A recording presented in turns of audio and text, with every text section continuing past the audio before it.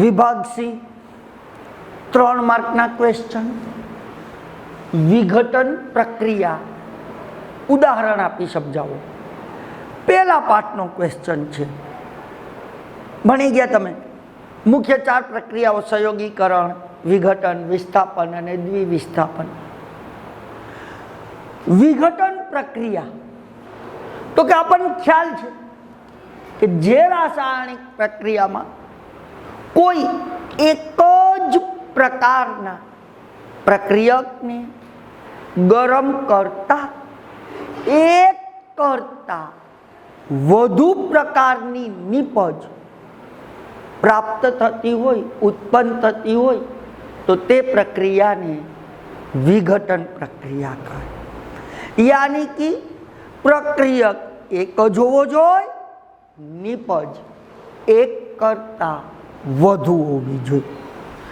આપણે એના ઉદાહરણ આપવાના. 3 માર્કનો ક્વેશ્ચન છે મિત્રો, તો 1 માર્ક વ્યાખ્યાનો થયો કે પ્રક્રિયક કેટલા પ્રકારના હોવા જોઈએ? તો કે પ્રક્રિયક એક જ પ્રકારના હોવા જોઈએ. આ પ્રક્રિયકને હું ગરમ કરતા મને નિપજ એક કરતા વધુ નિપજ મળતી હોય તો આ પ્રક્રિયાને વિઘટન પ્રક્રિયા કહે. ઉદાહરણની વાત કરીએ તો તમારે 3 ઉદાહરણ આપ્યા છે. કોઈ પણ 2 લખો. 3 માર્કનો ક્વેશ્ચન છે, 1 માર્ક વ્યાખ્યાનો, 2 માર્ક ઉદાહરણ.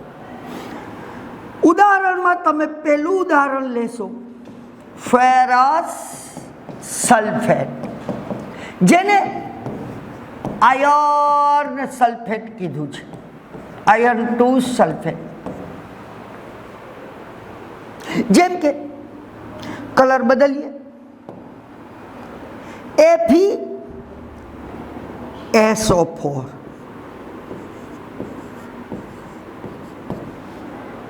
Ferrous sulphate. યાદ રાખજો, લીલા રંગનો પદાર્થ છે ફેરસ સલ્ફેટ. એને હું ઉષ્મા આપું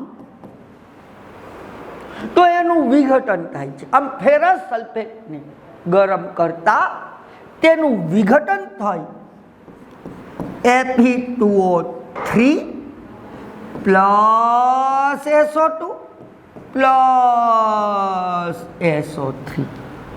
ફેરસ સલ્ફેટનું ભૌતિક સ્વરૂપ સોલિડ છે. ફેરિક ઓક્સાઇડનું ભૌતિક સ્વરૂપ સોલિડ છે. સલ્ફર ડાયોક્સાઇડ અને સલ્ફર ટ્રાયોક્સાઇડ વાયુ સ્વરૂપના પદાર્થ છે, એટલે G લખીશું. સંતુલન કરો તો Fe2 મૂકી દો આગળ 2, સમીકરણ સંતુલિત થઈ ગયું. આ જે ઉત્પન્ન થયો એ છે ફેરિક ઓક્સાઇડ. આ જે વાયુ છે એ સલ્ફર ડાયોક્સાઇડ અને આ જે વાયુ છે એ સલ્ફર ટ્રાયોક્સાઇડ. તમે જોઈ શકો છો એક જ પ્રકારનો પ્રક્રિયક છે. FeSO4, એને મેં ગરમ કર્યો, ઉષ્મા આપી તો મને એક કરતા વધુ પ્રકારની નિપજ ફેરિક ઓક્સાઇડ, જે કથ્થઈ રંગનો પદાર્થ છે, સલ્ફર ડાયોક્સાઇડ અને સલ્ફર ટ્રાયોક્સાઇડ વાયુ ઉત્પન્ન થાય છે. પ્રક્રિયક એક, નિપજ એક કરતા વધુ, તો આ પ્રક્રિયા વિઘટન પ્રક્રિયા છે. આગે બીજું ઉદાહરણ લઈએ. આ એક ઉદાહરણ તો આપણે બોર્ડ ઉપર રાખીએ છીએ. બીજું ઉદાહરણ જોઈ શકો છો, CaCO3 ઘન સ્વરૂપનો પદાર્થ છે, એટલે સોલિડ. કેલ્શિયમ કાર્બોનેટ,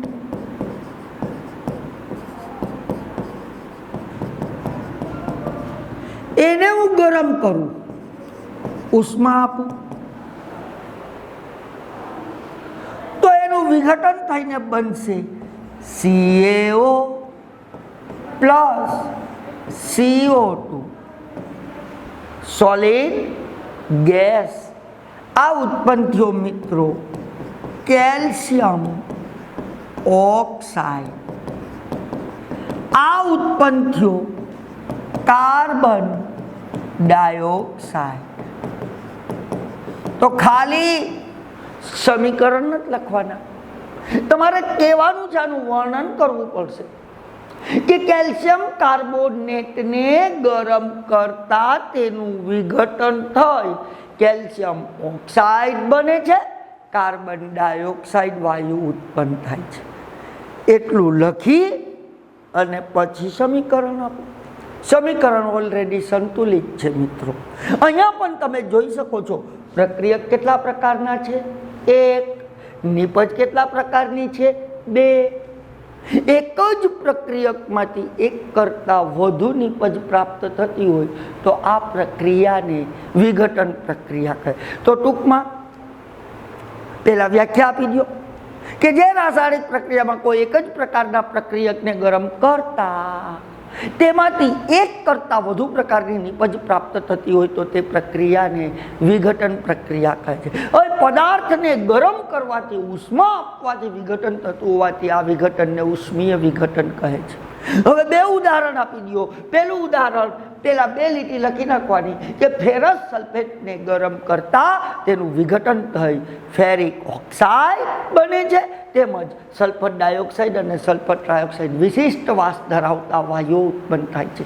આ જ રીતે બીજું ઉદાહરણ આપો, કેલ્શિયમ કાર્બોનેટને ગરમ કરતા તેનું વિઘટન થઈ કેલ્શિયમ ઓક્સાઇડ બને છે, કાર્બન ડાયોક્સાઇડ વાયુ ઉત્પન્ન થાય છે. તો મિત્રો આ 3 માર્કનો પ્રશ્ન. આભાર.